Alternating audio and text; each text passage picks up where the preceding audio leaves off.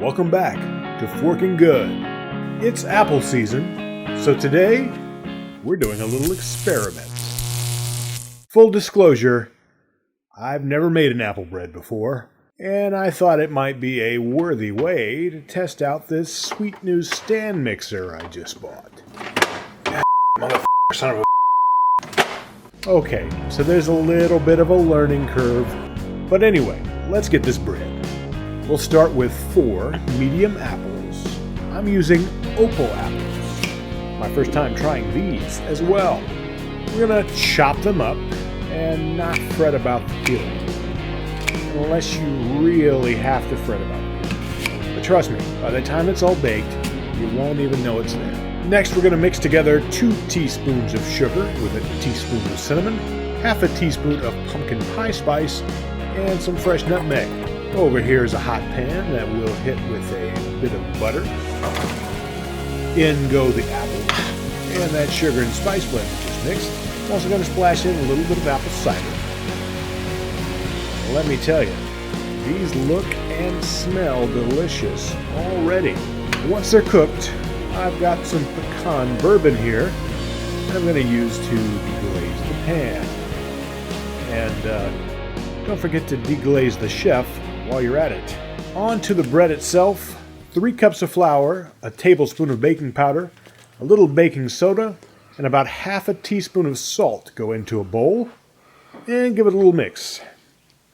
Now back to the stand mixer. 1 1/4 cups of sugar goes into the bowl, along with a tablespoon of cinnamon, half a teaspoon of ground ginger. Going in now is a stick of melted butter, thinned with a few tablespoons of vegetable oil. And let's start her up. We'll add 2 eggs to the party as well.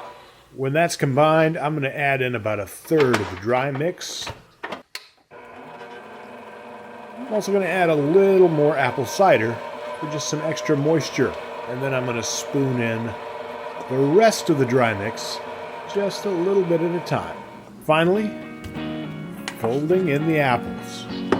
Again, about 1/3 at a time. I've got 2 loaf pans that are greased up and lined with a little parchment paper. This batter is going in. This stuff is thick, so smooth out the top once you've got it all in the pans.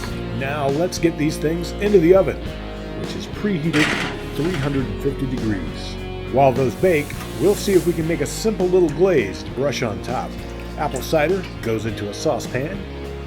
Hit it with a little sprinkle of cinnamon, a pinch of salt, and let it simmer away. We end up with this, about 3 ounces of sweet apple cider syrup. After about 55 minutes, our bread is out of the oven, and they baked up beautifully.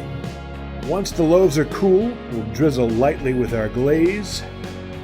I poked a few holes in the top of the toothpick as well to help some of that syrupy goodness sink down inside. All right, it's time for the moment of truth. The first slice. It's soft, a little crumbly, and full of apples. While there are a few things I would definitely try differently if I were to repeat this experiment, I'm going to call it a success.